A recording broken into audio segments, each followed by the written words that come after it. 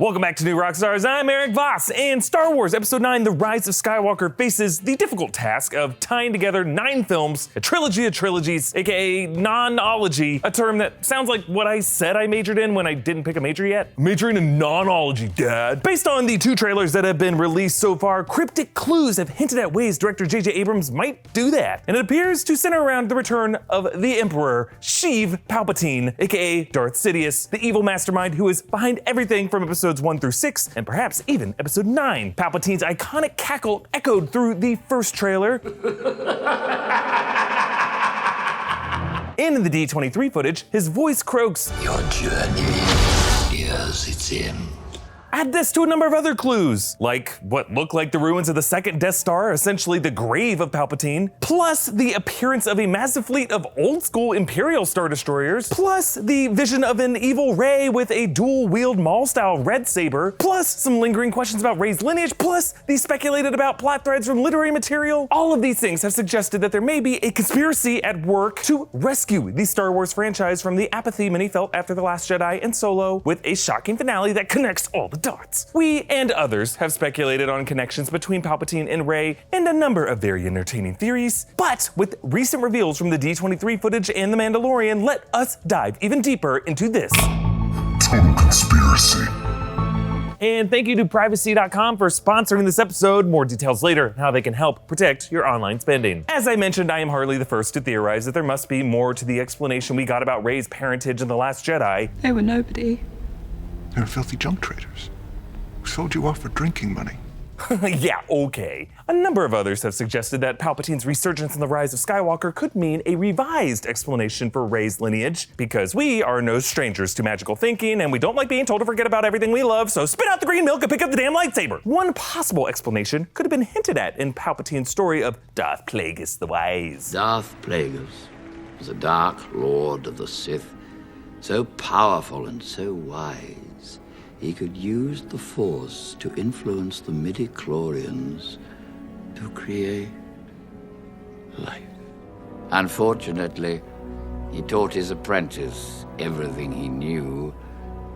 Then his apprentice killed him in his sleep. And we found out later that Plagueis' apprentice was indeed Sidious. That means Sidious could have used this midichlorian manipulation for genetic experiments. Like in the Legends book, Dark Empire, Palpatine actually resurrects as a clone body, transferring his spirit from clone to clone, and eventually Han and Leia's infant son Anakin. But this storyline is obviously no longer considered canon. However, the concept of cloning obviously still is, with the Republic's army in Attack of the Clones being composed of clones of Jango Fett engineered on Kamino. We also know from the novel Shattered Empire that Palpatine arranged a contingency plan called Operation Cinder in the event of his death. Carried out by messenger droids with recordings of his face, the order was to ravage thousands of planetary surfaces across the galaxy via climate manipulation from satellites. Essentially, it was a if I don't get it, burn it all down strategy. Actually, the game Star Wars Battlefront 2 expanded on Operation Cinder with a showdown at the Jakku Observatory, a place on the planet Jakku that contains Sith artifacts and star maps to the unknown regions. It is possible that Rey could be part of that abandoned contingency plan, like a genetic experiment by Palpatine left with Jakku junk traders who abandoned her. But I believe, based on new details, that this conspiracy goes even deeper. When that D23 trailer dropped, most were buzzing over why Rey was cosplaying as Darth Maul. Yes, it's a head scratcher. But even more mysterious to me was the appearance of a fleet of Imperial Star Destroyers. If you look closely, they were ISD I-class from the original trilogy era. From The Force Awakens onward, the Imperial Navy was supposed to be wiped out, replaced by the First Order. And if the First Order had a fleet of old school Imperial Star Destroyers, we would have known about it. Like they would have used it, probably. The book Aftermath Empire's End details the events after the Battle of Jakku, in which the fragments of the Imperial Navy retreat to the unknown regions on the Star Destroyer the Eclipse, with Grand Admiral Sloane and General Hux training child soldiers to rebuild the Empire, saying that this will be their first, wait for it, order. Now, sometime thereafter, Snoke came in control of the First Order.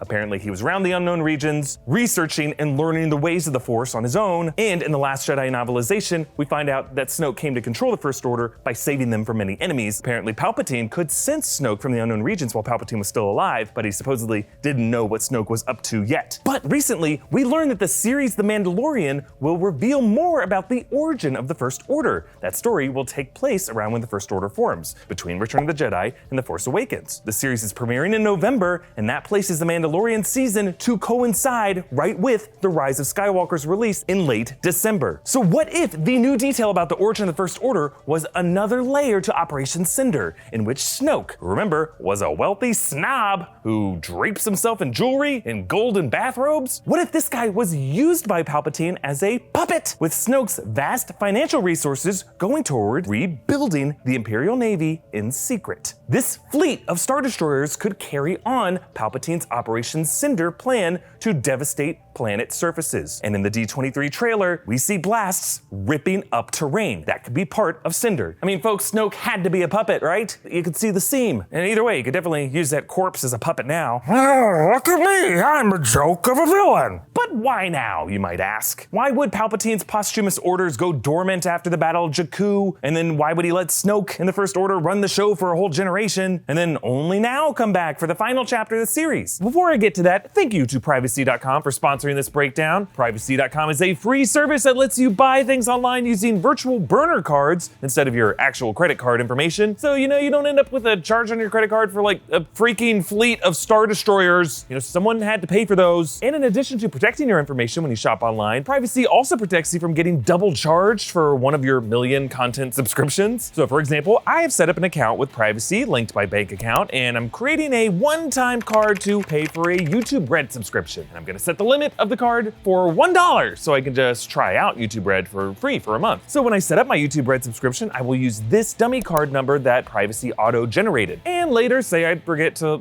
cancel the subscription, as we all do, rather than the services being like, yes, good, I can feel your forgetfulness costing you a month of something you don't want. I will get notified when Privacy blocks YouTube from charging me the full amount for the next month because this burner card's $1 limit was maxed out, keeping me safe. And yeah, this works for everything. It's so easy, and again, it's free. And we're gonna make this deal even better for you guys. First-time customers who sign up with privacy.com/newrockstars will get $5 off their first purchase with privacy.com. Just go to privacy.com/newrockstars. That's privacy.com/NEWROCKSTARS to get $5 off your first purchase now. So how and why does Palpatine return in The Rise of Skywalker? Well, we know this movie will revisit the ruins of the Death Star, with Rey and Kylo battling along the wreckage of what looks like the second Death Star's trench. Perhaps this return to Palpatine's gravesite awakens the spirit of the old Sith Lord, and he could reveal a deeper truth about Rey's lineage. Perhaps the theories are true, that Rey was actually genetically engineered by Palpatine, that the endless reflections of her in the Sith Cave in The Last Jedi, with subtle differences among each, actually reflected her existence as one of many clone copies, and the reason that when she asked to see her parents, the reflection merely showed two shadow figures coming together to form herself. Or if you really want to go bonkers, the reason Luke's lightsaber called to Rey could be that she was engineered from midichlorian-filled DNA of Luke Skywalker's severed hand scooped up from Cloud City. A fingernail gets pulled off and then boom, you got a female clone birthed in a test tube in the Jakku Observatory. Palpatine's plan could be to manipulate and tempt Rey, pitting her and Kylo against each other as rival candidates to succeed him in his legacy. That image of Rey with the dual-wield lightsaber could be a vision conjured by Palpatine's spirit, inspired by his past apprentice Darth Maul. My child, imagine yourself with a weapon that befits your abilities. Actually, the official description of this moment in the trailer was sneakily changed on the Star Wars website from the vision of a Rey to the sight of Rey. Vision of a Rey? To me, sounds like a dreamlike projection of a Rey, like one of many Reys, or the hypothetical Rey, a Rey clone chained up in a Sith attic somewhere. And that phrasing being changed suggests to me that the previous wording might have revealed too much, and some poor blogger lost a hand. But what form would Palpatine take in this plan? Resurrected in a new body? As a ghost inhabiting objects like Vader's mask? Maybe. Or could his pre-recorded contingency plan emit from a host droid, the way his voice and visage came from Operation Cinder messenger messenger droids. What droid would that be in The Rise of Skywalker? Well, what droid has, like Palpatine, been there the whole time? The whole time? I think we caught him red-handed, folks. Or should I say red-eyed? C-3PO. This nerd, built by the future Darth Vader himself, can't help but get cross-wired. It's his destiny, his source code. And in the weeks leading up to Star Wars Celebration last spring, 3PO actor Anthony Daniels tweeted a series of cryptic, garbled tweets that, when decoded, rearranged into like a crummy commercial tease for the event. But what if those garbled tweets themselves were hinting at a deeper truth about 3PO in this film? One in which his CPU gets scrambled by an external force as he becomes the host of the ultimate Ghost in the Machine, the latest advocate of a secret operation unfolding under our noses for decades to position the true Skywalker successor to betray her legacy and dare her to rise to meet the challenge. If J.J. Abrams intends to hyper-slice through the negativity with a bombshell that ties in the Skywalker legacy, the mystery of Rey's past and Snoke and the First Order, all the prequel technobabble, and Palpatine's master plan, perhaps the answer is a total conspiracy.